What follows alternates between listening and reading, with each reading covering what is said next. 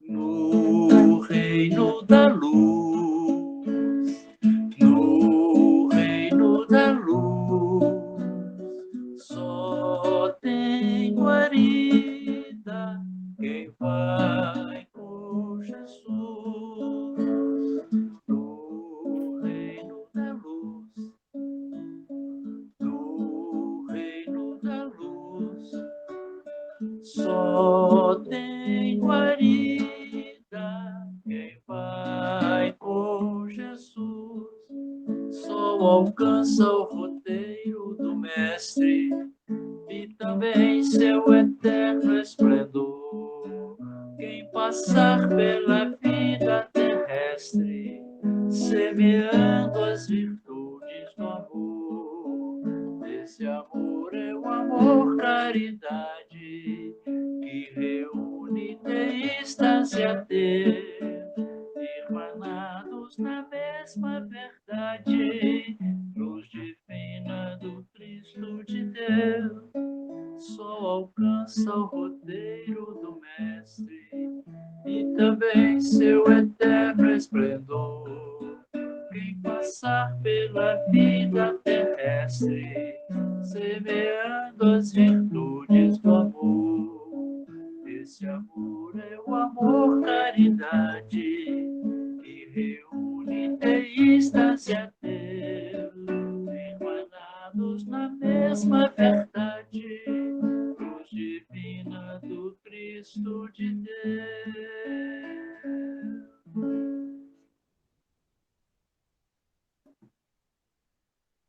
Boa noite, companheiros. Sejam todos bem-vindos para mais esse encontro, onde vamos ter o estudo da noite com o tema crucificação. Vamos fazer aqui a nossa prece inicial, para depois nós passarmos para a Kênia, para que ela possa conduzir para nós o estudo da noite.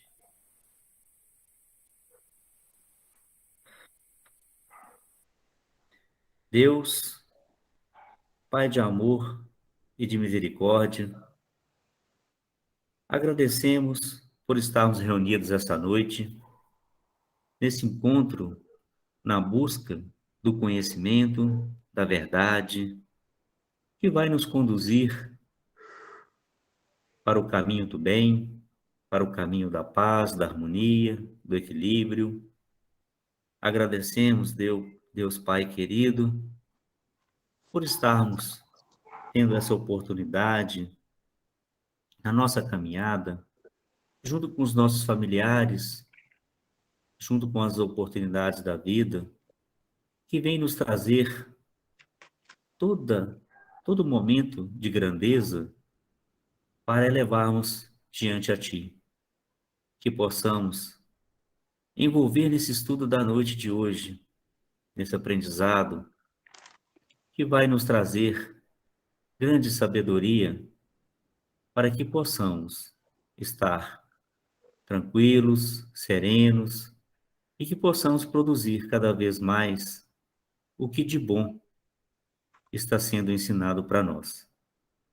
Pedimos a Jesus, nosso Mestre amado, que ilumine e abençoe a cada casa aqui representada nesse encontro em que estamos fazendo neste momento, permitindo que os amigos abnegados, os companheiros de luz, possam estar trabalhando em cada casa, fluidificando as águas para o benefício individual de cada um, para que possam receber o lenitivo para suas dores físicas, morais e espirituais.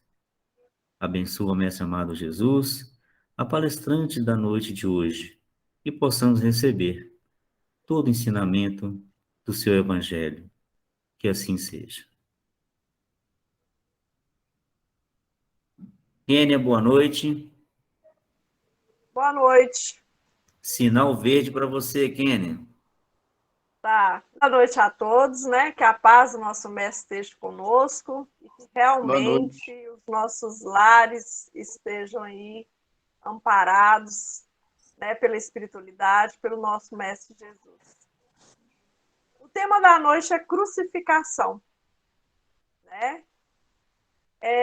Ontem tivemos o Domingo de Ramos, que nós hoje espíritas, né, se já fizemos parte da religião católica, né, nós costumávamos comemorar esse domingo lá com os ramos. Hoje, a Fraternidade Espírita Irmão Milanês nos deu o tema crucificação. No nosso dia a dia, muitas vezes nós usamos essa palavra, né? Parece que nós estamos sendo crucificados, principalmente quando nos fere, né? Outra palavra que a gente usa muito, outra frase, é eu devo ter jogado pedra na cruz para poder estar passando por isso, né? Tô indo em tal lugar, tô indo lá carregar minha cruz, deixa eu lá ver aquela cruz. Sempre fazendo uma apologia, nos mencionando a isso. Agora, na visão espírita, aquilo que a doutrina espírita nos traz, diante daqui do estudo que eu vou colocar, né, as biografias, os espíritos que nos ajudarão a entender o que foi a crucificação. O espírito que esteve aqui nesse mundo de provas e expiações que nós conhecemos, que foi crucificado, foi Jesus o Cristo, o nosso irmão, o nosso modelo e guia. E que, segundo os evangelistas, ele foi crucificado no meio de dois infratores da lei, na nossa visão. Então, como entender a crucificação? Nós espíritas ainda olhamos nesse momento em que nós estamos da Quaresma, sexta-feira, né, a data marcada, Sexta-feira Santa, momento da sua da sua volta ao mundo espiritual, e na Páscoa, no domingo de Páscoa, como que a gente entende isso? Aí, de início, eu trouxe os evangelistas, que narram, desde a sua conversa com Pilatos até o momento do Gólgota, que foi o momento ali da sua crucificação. Relembrando um pouco do diálogo de Jesus com Pilatos, a posição de Pilatos, a posição de lavar as mãos. Em um dado momento, Pilatos pergunta a Jesus: que é a verdade? Aqui eu trouxe o Evangelho de João, lá no capítulo 18, e o que eu vou falar aqui agora está lá no versículo 38 a 40. Que é a verdade? Pilatos perguntando a Jesus. E dizendo isto, tornou ir a ter com os judeus e disse-lhes: não acho nele crime algum. Então, é Pilatos que iniciou uma conversa, um julgamento com Cristo. Cristo fala para ele da verdade. Ele pergunta: mas o que é a verdade? E ele volta aos judeus, ao seu povo que estava ali, né, condenando Cristo, e fala para eles: ó, nesse homem eu não vejo crime algum. E Pilatos fala aos judeus que naquela época era costume de soltar algum malfeitor na Páscoa. E Pilatos pergunta: quereis que solte o rei dos judeus? Quer dizer, o Cristo, Jesus? E os judeus, toda aquela população faz o quê? Não, solte Barrabás. E quem era Barrabás? O salteador, né? Uma pessoa que em determinado momento cometeu um crime e estava ali esperando a sua sentença. Uma coisa para nos chamar a atenção aqui, nesse versículo que eu trouxe, sobre Pilatos, é que ele vê que o Cristo é inocente. Outro ponto é que ele faz cumprir a lei. Ele vendo o Cristo inocente, fala, ó, esse homem é inocente. Mas ele quer ficar o quê? Ele quer ficar longe daquilo, que ele precisa manter a aparência dele para com as pessoas acima dele, né? Entre aspas, para os chefes. Mostrar para ele, falar assim, ó, estou fazendo o que vocês querem. Vocês falaram para eu julgar, então eu julguei. Né? Ele fala, ó, esse homem não tem crime. E ele ainda tenta não colocar o Cristo como julgado, como condenado, mostrando aos judeus a lei dos homens. Né? Agora eu posso soltar uma pessoa. Vocês querem que eu solte? Não. Os judeus falam, não. É para ser crucificado.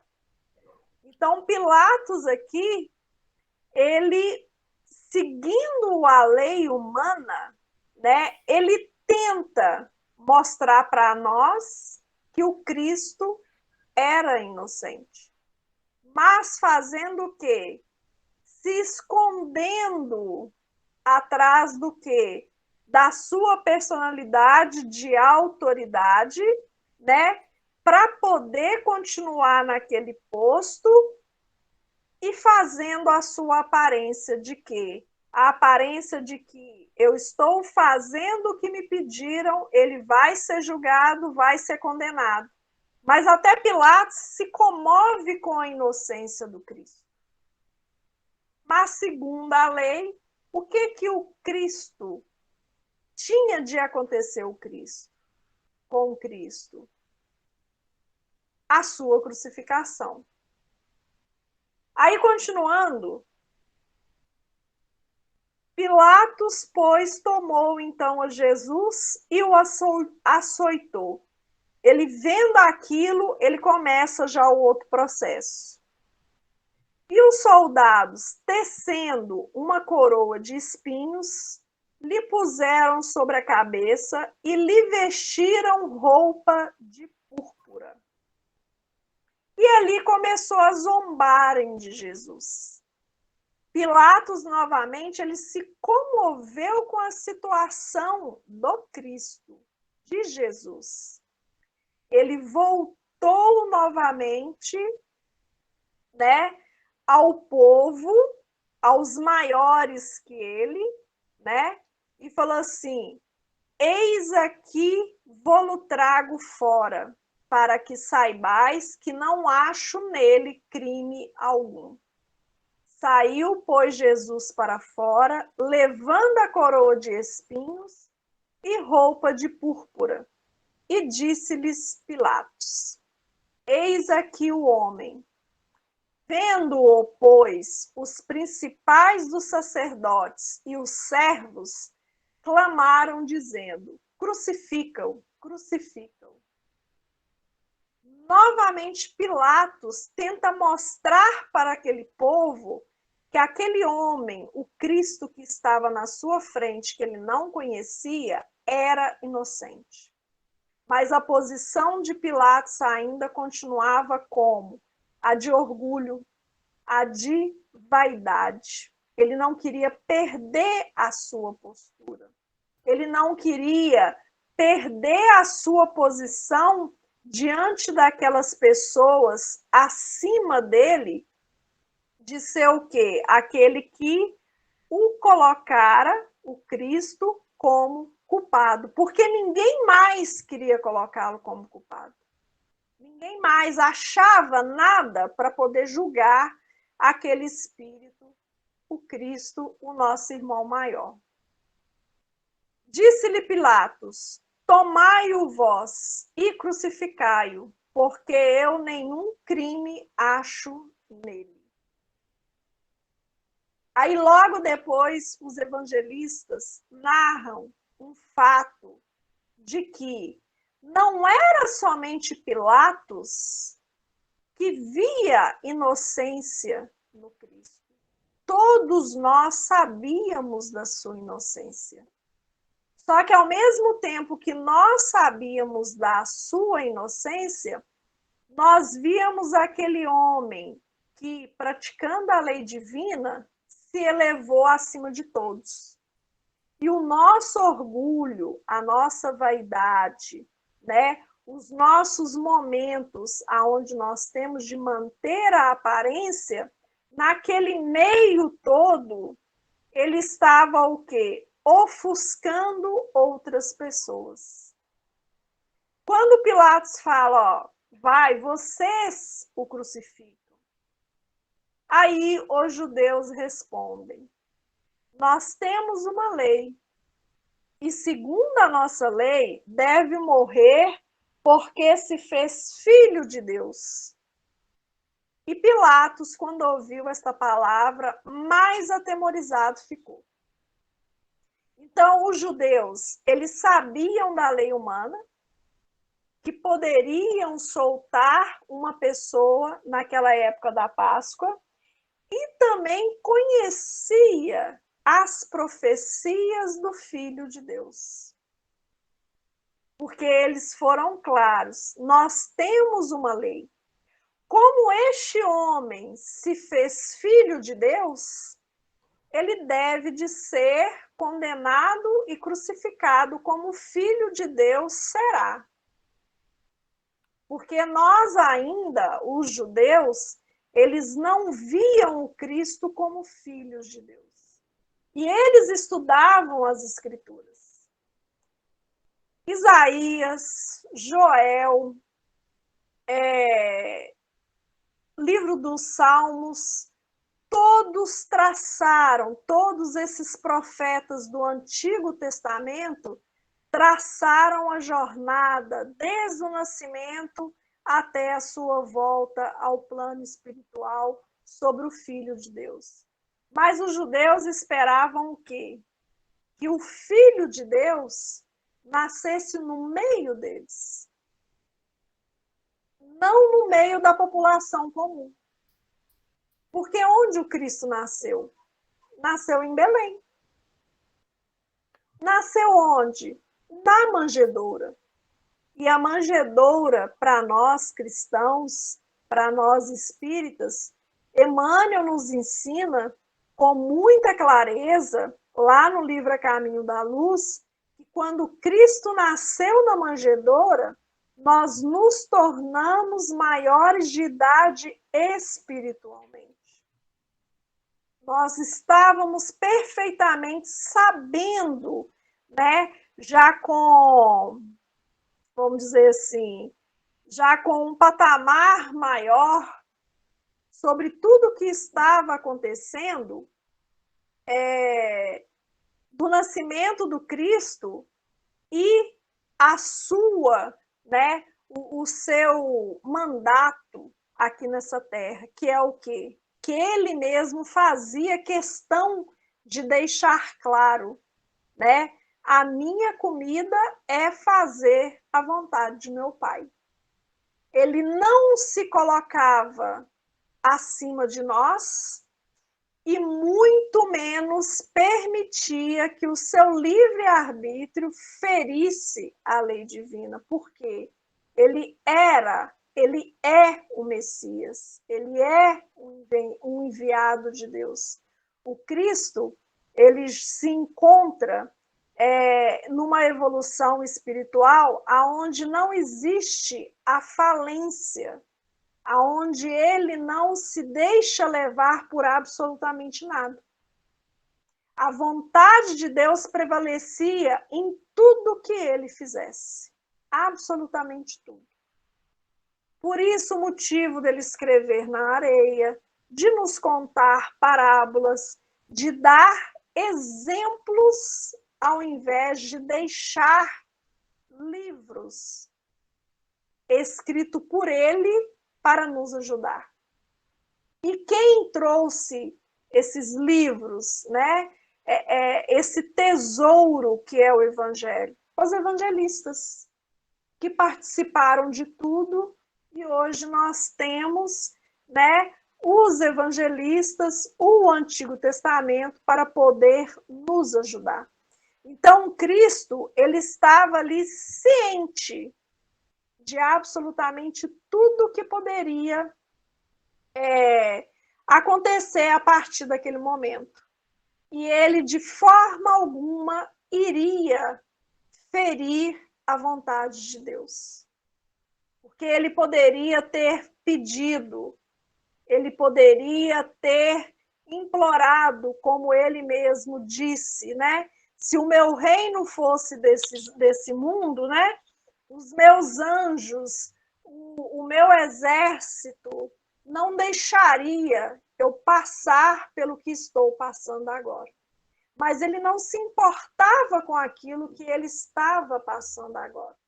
O próprio Cristo, ele disse que nós temos de pegar a nossa cruz e seguir em frente. E essa simbologia da sua crucificação é para nos ajudar a entender essa cruz que nós devemos o quê? Carregar. E levando ele às costas a sua cruz, saiu para o lugar chamado Caveira, que em hebraico se chama Gólgata. E o Cristo aceitou a sua cruz material que nós colocamos para ele. E não foi somente isso que o feriu. Sabendo todos nós da lei, da profecia, da vinda do homem, nós ali crucificando Cristo, porque ele disse que ele era o filho do homem, e nós, os judeus, não acreditando nele, não, ele é o filho do homem, então crucifica. Se ele é o filho, se ele se colocou na posição de filho do homem, de filho de Deus, ele tem que passar por isso. E Pilatos lavou as mãos. E não era somente os judeus, não era somente os doutores da lei e Pilatos que conhecia a lei. Porque naquela época eram poucas as pessoas que estudavam, os outros, né, eram mais serviçais. E João narra isso. Narra quando os soldados faz cumprir uma profecia que está lá no livro de Salmos, sobre as suas vestes. João capítulo 19, 23, 24. Tendo, pois, os soldados crucificado a Jesus, tomaram as suas vestes e fizeram 4 partes, para cada soldado uma parte. E também a túnica. A túnica, porém, tecida toda de alto a baixo, não tinha costura. Olha para vocês verem como todos nós somos conhecedores da lei divina que está na nossa consciência. Os espíritos responderam isso para Kardec. Disseram, pois, uns aos outros, não a rasguemos, mas lancemos sorte sobre ela, para ver de quem será, para que se cumprisse a escritura que diz: repartirão entre si as minhas vestes, e sobre a minha vestidura lançarão sortes. Os soldados, pois, fizeram estas coisas.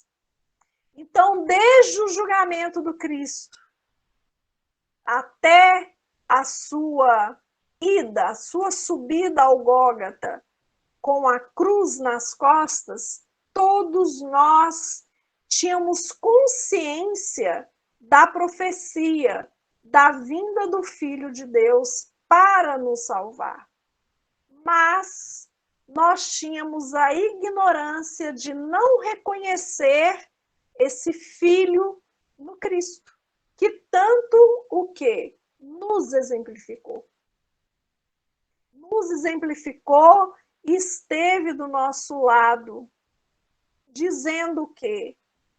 Que o seu jugo é leve, que nós devemos carregar a nossa cruz, que nós devemos estar um do lado do outro, um apoiando o outro, um reconhecendo o outro como irmão. E, acima de tudo, né, fazendo-se cumprir a lei divina. E o que significou isso? Porque quando nós lembramos do Cristo, principalmente nessa época, e no Natal, a maioria de nós, e até espíritas mesmos, né, lembra do Cristo e vê logo ele na cruz com todo aquele sofrimento, com toda aquela agonia, passando por tudo aquilo. Nós pensamos em quê? Na tristeza, na dor, como que foi acontecer isso com aquele homem, como que foi acontecer isso com aquele enviado do Senhor. Agora, e o Cristo? O que ele sentiu naquele momento?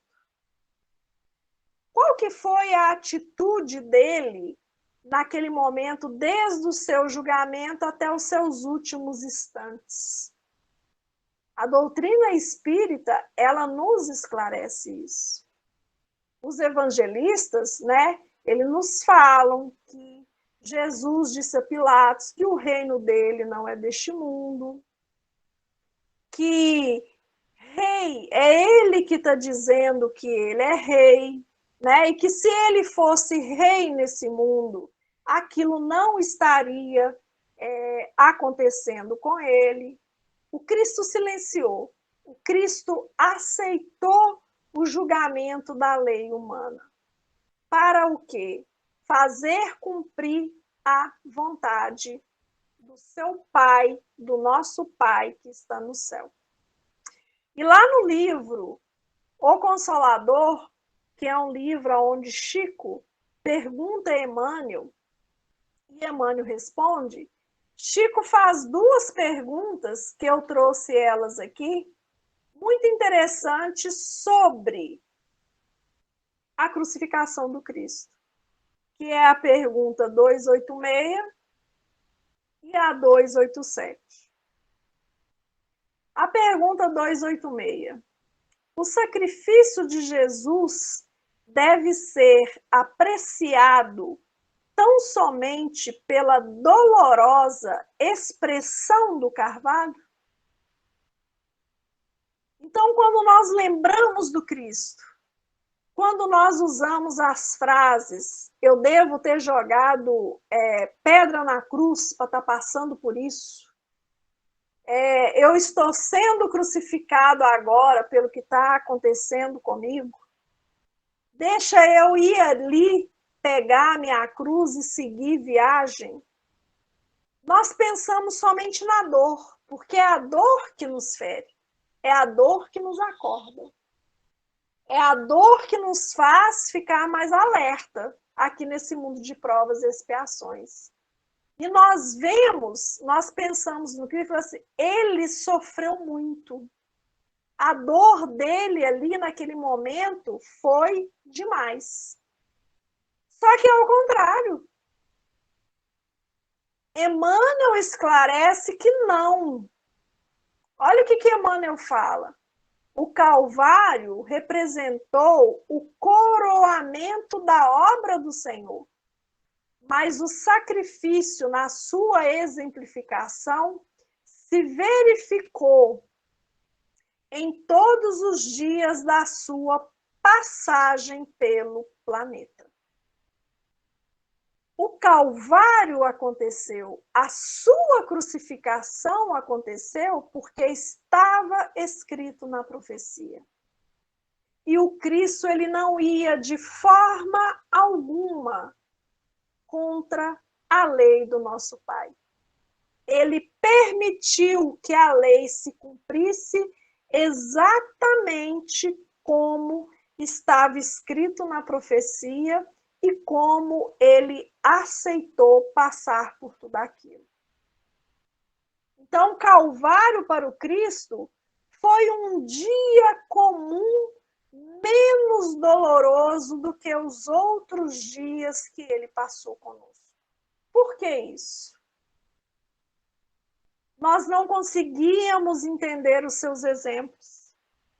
O Cristo sempre exemplificava, conversava, pegava no colo, acariciava, apontava a direção correta, mas o orgulho, a vaidade sempre prevalecia. O nosso livre-arbítrio estava sempre acima dos ensinamentos que ele colocou ao nosso alcance.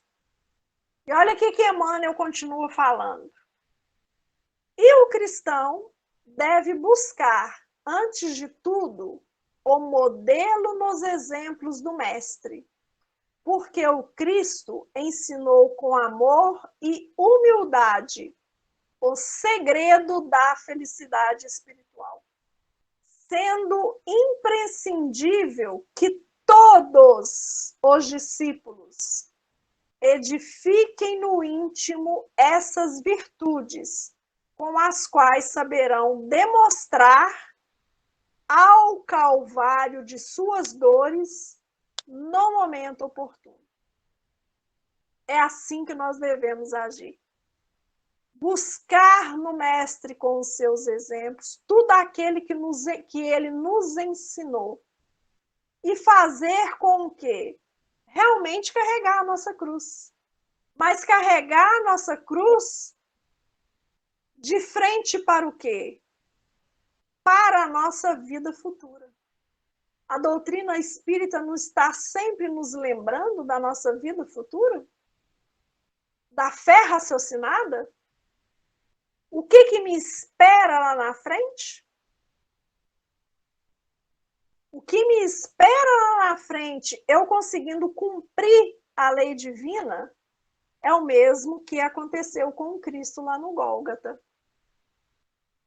E aí a gente não sente a dor física. Nós sentimos o quê? A alegria espiritual, o amor divino sobre nós. Que virtudes são essas que Emmanuel nos fala? A primeira virtude é a caridade, que é a base de todas as outras virtudes. Lá no livro Evangelho segundo o Espiritismo, fora da caridade não há salvação, não saiba a vossa mão direita o que faz a vossa mão esquerda, a espiritualidade nos fala da caridade. Fala que a caridade é a base de todas as outras virtudes. E o Cristo, como nosso modelo e guia, ele sempre foi caridoso. Ele exerceu a caridade espiritual, a caridade moral e a caridade material. Nos saciou, nos deu o que comer divinamente, nos deu a água da vida eterna. Ele fez isso tudo por nós. E essas virtudes, ela bem vivida lá nos exemplos do Cristo, quando nós estivermos no calvário das nossas dores, nós vamos ser amparados por ela. Nós vamos ser carregados por ela. Que dores é essa? Que calvários são esses? Aí vai depender da sua evolução espiritual. O que é calvário para você? Aguentar a família? Aguentar o casamento? Aguentar o trabalho que não lhe traz prazer? Aguentar um final de semana sem sair para uma festa? Aí vai depender da sua evolução. Vai depender de como você está para com Deus. E aí você vai saber avaliar o seu calvário. e se realmente existe o Calvário na sua vida. Porque no nosso desenlace, no nosso retorno à pátria espiritual, nós não seremos julgados, mas nós lembraremos de tudo que nós fizemos. Nós vamos cobrar de nós mesmos todas as vezes que nós lavamos a mão, como Pilatos lavou a dele no julgamento do Cristo. Então, nós temos de ter essa consciência, para quando nós estarmos no nosso Calvário, nós estarmos preparados para ele como Cristo estava. A outra questão que Chico pergunta ao Emmanuel é a 287. Numerosos discípulos do Evangelho consideram que o sacrifício do Gólgota não teria sido completo sem o máximo de dor material para o Mestre Divino. Como conceituar essa suposição em face da intensidade do sofrimento moral que a cruz literal oferecido? Aqui Chico ele fala da dor material e do sofrimento moral. Nós passamos por sofrimento moral quando alguém descobre algo nosso, porque nós ainda vivemos de aparência. E aí, essa dor moral nossa, ela se transforma até na dor material. Aí você fala assim, não, eu tô doído com fulano, né? Eu tô sentindo até dor no corpo, de tanta raiva que fulano fez, e por aí vai. Que dor material é essa? O que é uma dor material? A dor material é um fenômeno como os fogos de artifício em face dos legítimos valores espirituais. Homens do mundo que morreram por uma ideia, muitas vezes não chegaram a experimentar a dor física, sentindo apenas a amargura da incompreensão do seu ideal. Imaginais, pois, o Cristo, que se sacrificou pela humanidade inteira, e chegareis a contemplá-lo na imensidão da sua dor espiritual, augusta e indefinível para a nossa apreciação, restrita e singela. De modo algum poderíamos fazer um estudo psicológico de Jesus, estabelecendo dados comparativos entre o Senhor e o homem. Em sua exemplificação divina, faz-se mister considerar, antes de tudo, o seu amor, a sua humildade, a sua renúncia por toda a humanidade. Então, a dor ela vai variar de pessoas para pessoas. São fogos de artifício em face dos legítimos valores espirituais. O que é valoroso para mim não é valoroso para o outro. Tem pessoas que sentem mais dor quando Emmanuel fala aqui, quando elas são incompreendidas. Elas sentem mais dor nesse momento ou quando perde um dedo, corta um dedo, acontece um acidente e machuca, né, o seu corpo material. Assim é o Cristo. Ele não teve dor física e muito menos moral. Por quê? A sua moral é a lei divina. Ele tinha consciência de absolutamente tudo que ele fez estava dentro da lei.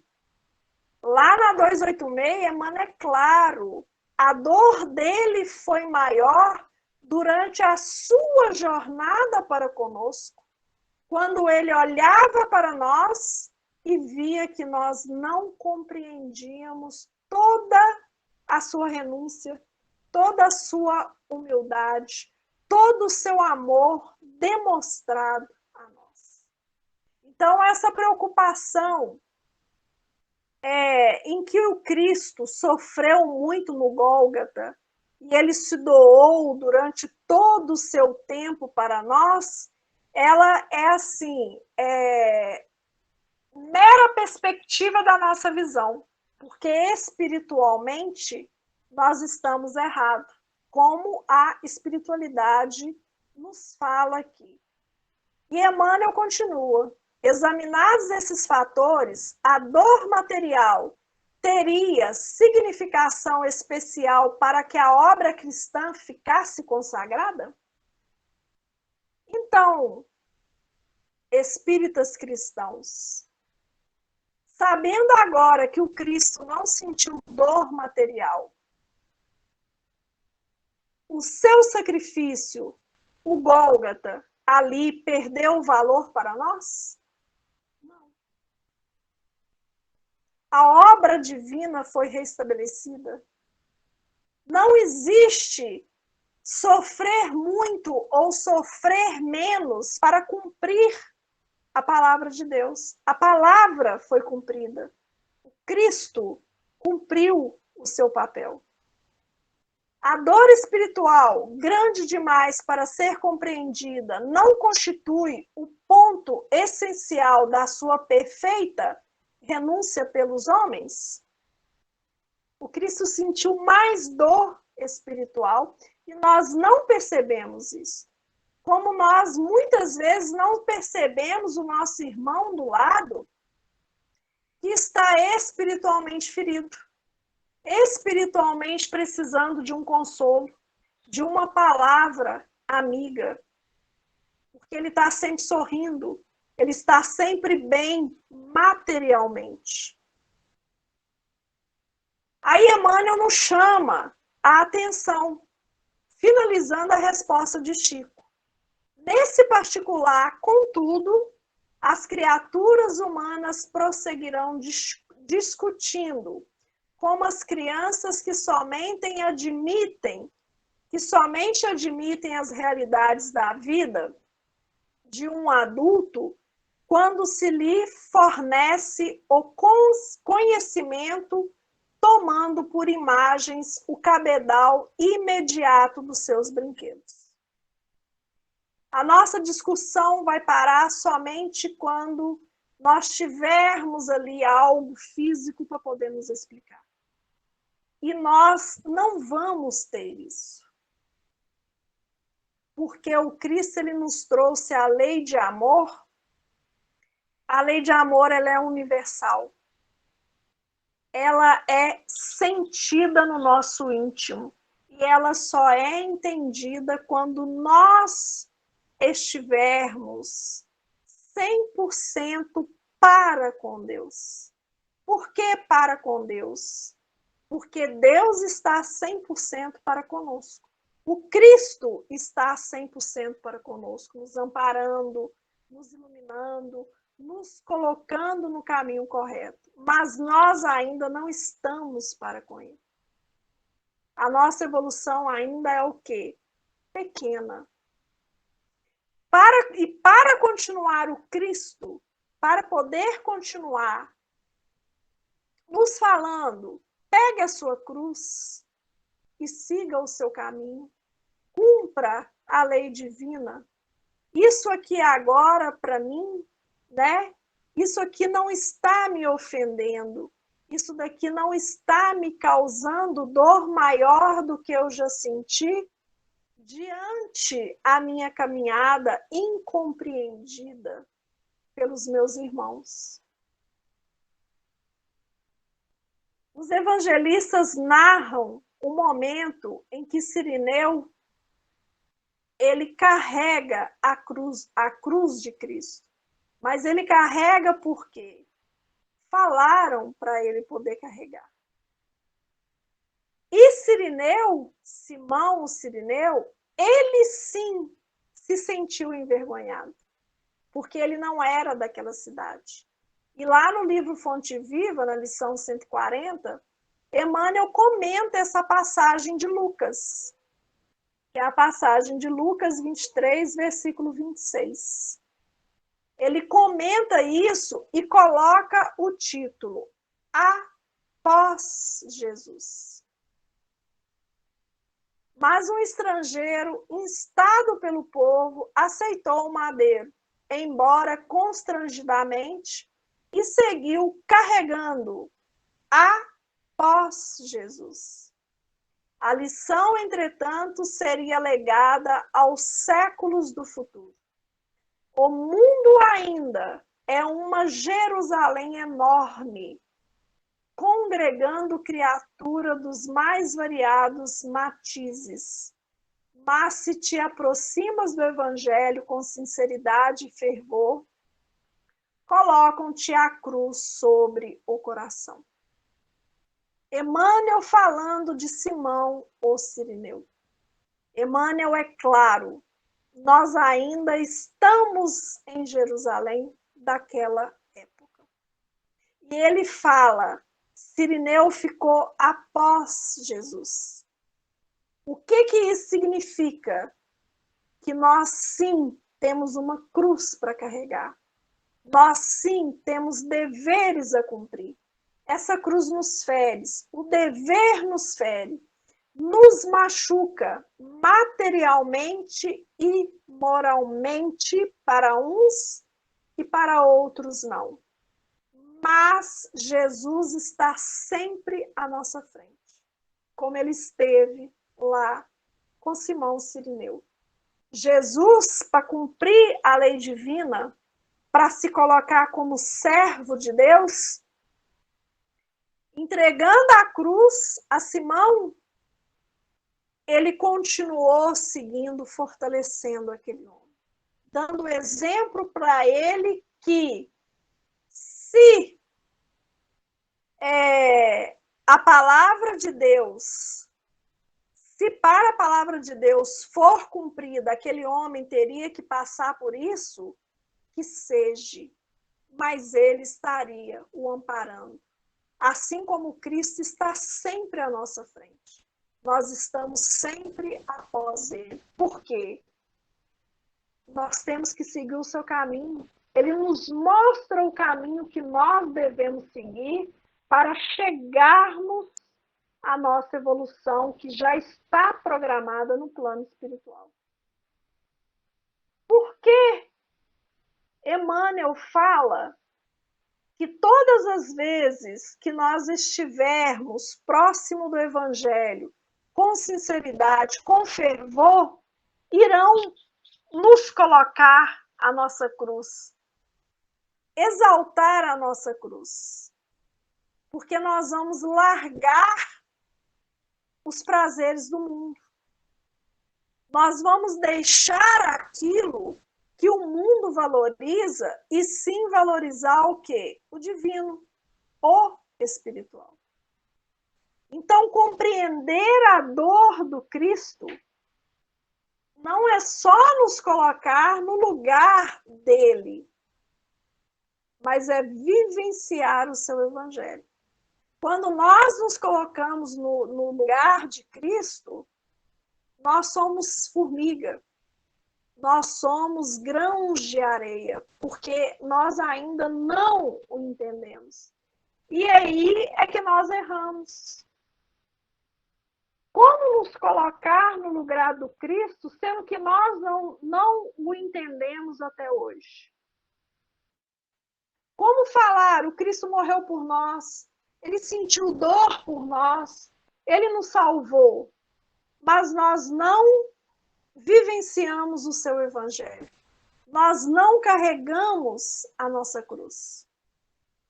Nós não nos colocamos como servos de Deus.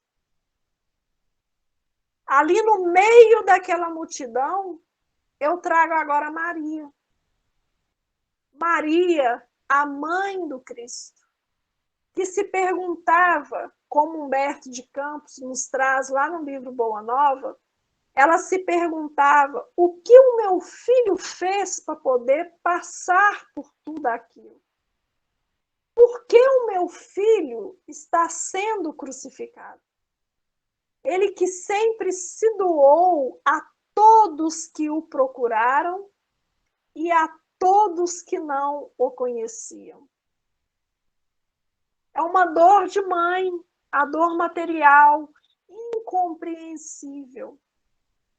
E Humberto de Campos nos fala que a voz amiga de um espírito lembra a Maria que a determinação de Deus é justa, ela tem de ser cumprida. E aquilo a consola, porque ela lembra do seu encontro com o anjo Gabriel, aonde ela se colocou serva do Senhor. Ela se colocou perante aquele anjo, dizendo: eis aqui a serva do Senhor. E é o que ela fala nesse momento, aonde ela não consegue resposta desse mundo material. Faça-se na escrava a vontade do Senhor. Ela, como mãe daquele espírito excelso, como mãe daquele espírito crístico, conhecedora da lei, ela sabia daquele momento. E nem por isso ela sentiu dor. Nem por isso ela se sentiu pequena. Mas ela lembrou que ela é serva do Senhor. Ela é serva de Deus. E ela estava ali para ajudar o seu filho a cumprir a sua vontade. E foi o que ela fez. Quando ela estava aos pés da cruz, e Cristo fala a João, o evangelista: eis aí a tua mãe, mulher, eis aí o teu filho. Ela pega aquele título de mãe da humanidade e atende a todos. Em um dos seus atendimentos, um irmão chega até ela e pergunta: como poderei vencer as minhas dificuldades? Sinto-me abandonado na estrada escura da vida. Quer dizer, Maria, eu já não estou mais aguentando carregar a minha cruz. Como que eu vou continuar nessa caminhada? E a mãezinha olha para ele com o seu olhar amoroso e diz: isto também passa. Só o reino de Deus é bastante forte para nunca passar de nossas almas como eterna realização do amor divino.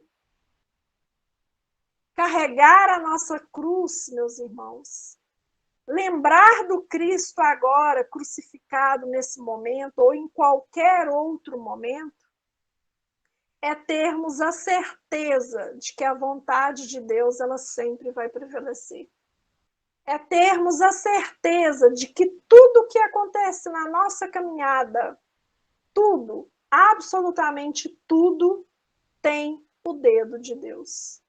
Nada, absolutamente nada, acontece sem a sua permissão. E como diz Maria, tudo vai passar. É só o quê? Esperar com a fé raciocinada, esperar ciente de que Deus vai agir com a sua misericórdia.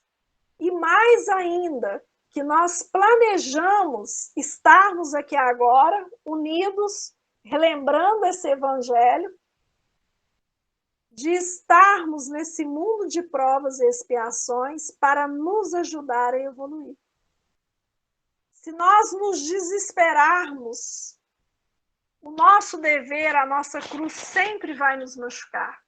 E nós não estaremos cumprindo a lei divina como Cristo exemplificou, fechou, coroou, né, a lei divina lá no seu momento da crucificação.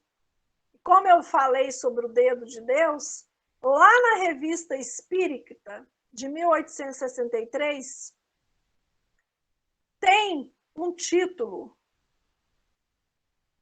Por favor, eu não entendi direito.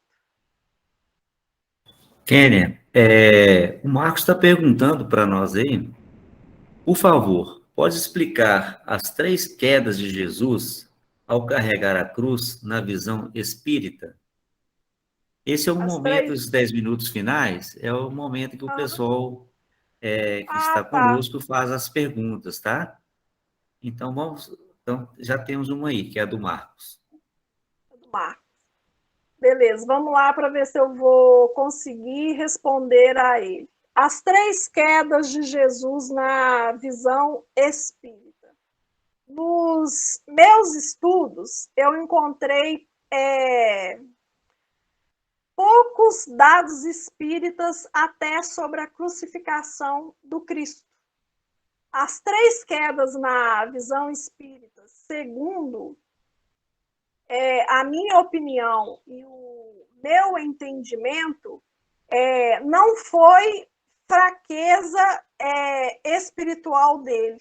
O Cristo estava com aquele madeiro sobre os seus ombros, e foi até num dos momentos que as pessoas, né, deram a cruz a Cirineu para o ajudar, é devido ao quê? Ao seu cansaço físico, por carregar aquele madeiro. Espiritualmente, na minha opinião espírita, porque eu não encontrei nenhum livro espírita, nenhum espírito que explicasse isso, no meu momento, no meu ver de espírita, essas quedas me mostram que realmente a nossa cruz, uma hora ela pesa, uma hora ela nos faz cair. Mas nós temos de estar o quê? Preparados, como eu trouxe o livro O Consolador, aonde Emmanuel fala que quando nós estivermos nos nossos calvários, as nossas virtudes nos apoiarão.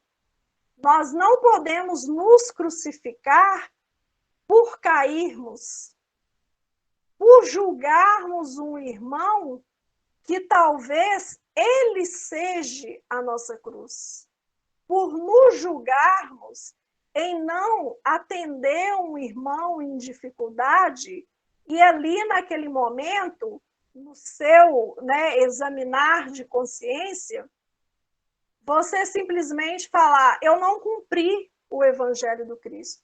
Porque nós vamos sim fraquejar, nós vamos cair fisicamente, espiritualmente. O Cristo, ele teve essas quedas para mostrar, vocês podem ser fracos, assim como a negação de Pedro. Pedro o negou 3 vezes. E ele advertiu, antes que o galo cantasse, você vai me negar. É um momento de fraqueza nosso. Um momento de fraqueza que nós ainda temos direito de ter. Mas nós também temos o quê? O livre-arbítrio em negar o cumprimento do Evangelho do Cristo e nos fraquejar no cumprimento do Evangelho do Cristo. Nós sempre vamos ter a opção do sim ou do não, da porta larga ou da porta estreita. E aí é uma opção nossa. A fraqueza que nós vemos lá no Cristo, ou o tamanho da dor que nós vemos no Cristo no Calvário, a sua queda da cruz, é ele nos dizendo, como ele nos disse, Cirineu, após ele carregando a cruz, não tem problema, você pode fraquejar. Em um momento, você pode deixar a sua cruz, um irmão pode te ajudar, te auxiliar moralmente, te auxiliar materialmente, assim como ele foi auxiliado. por Simão. E aí nós vamos caminhando, nós vamos continuando na nossa caminhada de evolução, porque quando Cristo nos conta a parábola do bom samaritano e nos ajuda a entender quem é o nosso próximo e que nós devemos amar o nosso próximo, ele deixa claro que na nossa queda, na queda de um irmão, nós podemos ajudar o outro. E lá na sua última parábola, antes dele ser preso, que é a parábola dos bodes e das ovelhas, aonde pergunta a ele: quando tivemos com fome, quando te vestimos, quando te visitamos, ele simplesmente fala que todas as vezes que nós alimentamos, damos de beber, nós vestimos, visitamos alguém, nós estamos fazendo a ele mesmo. Então, quedas nós teremos, como ele teve lá no caminho do Gólgota. E nós, como ele teve a ajuda de Simão Cirineu, nós também receberemos a ajuda de que nós necessitamos. Mas nós temos de estar o quê? Prontos para receber a ajuda. Porque nós temos de ter a inteligência de receber a ajuda. Nós não podemos virar as costas para uma pessoa que nos estende as mãos, que muitas vezes nós viramos por causa do orgulho, por causa da ignorância, por causa de eu não quero que fulano saiba o que eu estou passando. Essa é a nossa queda da cruz. Nós temos de ter humildade e amor como Cristo teve para poder ter esse entendimento. E justificando isso, o meu entendimento com a minha ignorância, eu não tenho nenhuma base de nenhum livro para poder passar para vocês no livro tal explica isso. Porque é sempre bom a gente ter, igual eu sempre trago. Mas no meu entendimento, a queda do Cristo foi isso. Não tenha vergonha de cair. Não tenha em um determinado momento, deixar a sua cruz ali, esfriar a cabeça e depois voltar e pegá-la. Isso é normal para nós, espíritos em evolução, normal para nós, espírito que estamos nesse mundo de provas e expiações. Espírito iluminado que esteve aqui foi somente o Cristo, não foi mais ninguém. Não combina com a família, eu não combino com a família. O casamento não está bem, o casamento não está bem. Mas o verdadeiro espírito é aquele que tenta se melhorar dia a dia. É aquele que tenta carregar a sua cruz, mesmo desfalecendo como Cristo desfaleceu. Mesmo pedindo, não, porque o Cristo não pediu ajuda. Mesmo entregando a cruz ao papai, à mamãe, à esposa, ao esposo. Porque nós somos assim. Lá na Fraternidade Espírita Irmão Glacos, o espírito Pedro de Camargo, ele se inicia a sua fala. O Cristo nos uniu como pérolas em cordão de esperança. E nesse cordão, um vai ajudando o outro. Um vai entendendo o outro no seu momento. A minha resposta foi longa e já vai acabar, né? Ainda bem que não tem outra, né, Kenny? Senão nós mas eu acho que eu consegui atender o Marcos, né? Porque eu acho que ele agradeceu, é eu que agradeço. Ele ficou satisfeito e com certeza, Kenny, nós também ficamos muito satisfeitos com a resposta, né? Dentro de um raciocínio bem lógico aí, né? E é lógico, tem várias outras reflexões, né? Talvez em cima disso, né? A perseverança de Jesus, mostrando para a gente perseverar sempre, né? Igual você falou, levantar e continuar. Então, são várias reflexões. Mas você tem alguma uma fala aí para finalizar ou tá ok?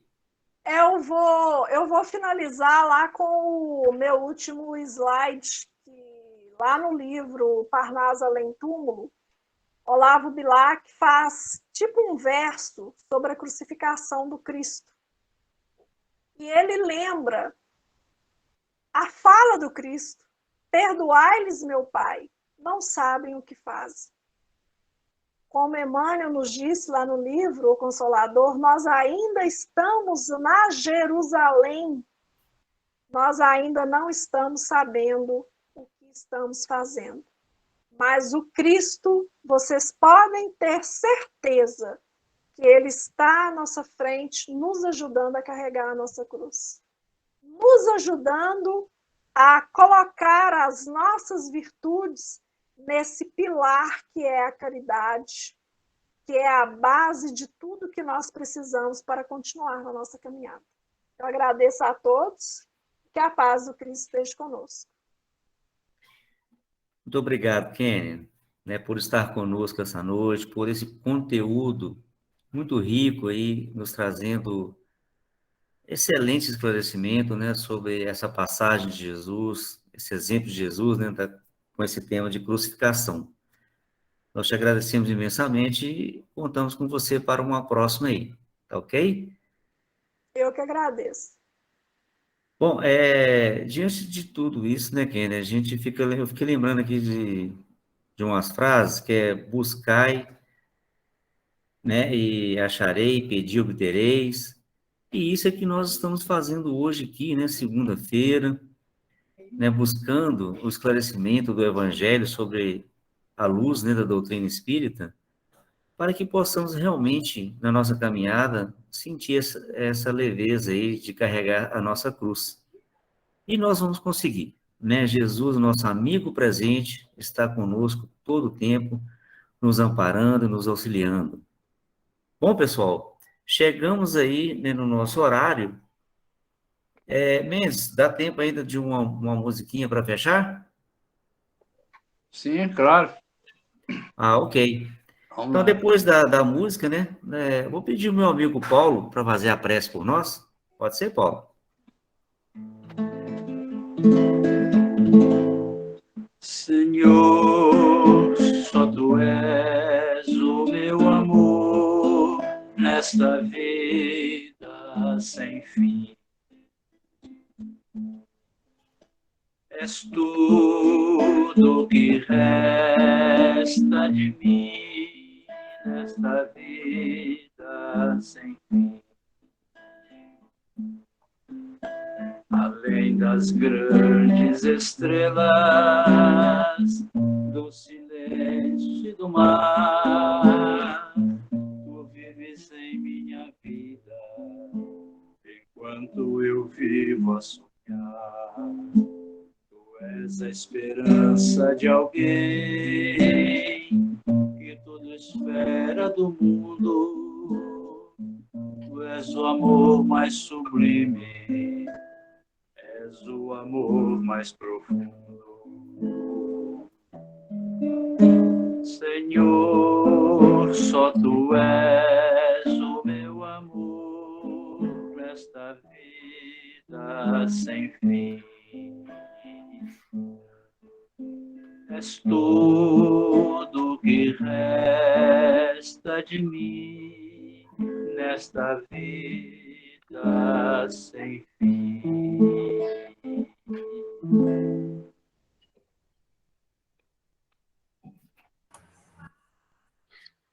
Assim, meus queridos irmãos, paz nessas vibrações mais harmoniosas,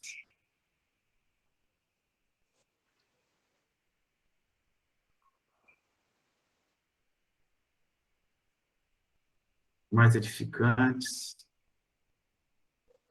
mais equilibradas. Rogamos a Jesus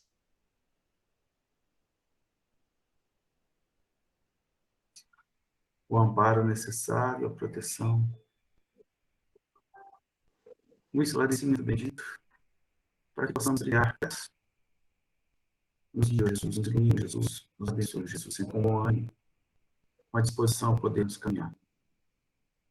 Que teu amor nos envolva, para que possamos passar pelos percalços que essa oportunidade nos oferece. Com humildade, resignação e muito equilíbrio. Se conosco, divino Jesus, hoje, agora e por todo sempre, e que assim seja. Que assim seja. Agradeço a todos aí por estar conosco e até quarta-feira, se Deus quiser. Uma boa noite e uma boa semana a todos. Boa noite a todos. Obrigado, Kenny. Boa noite.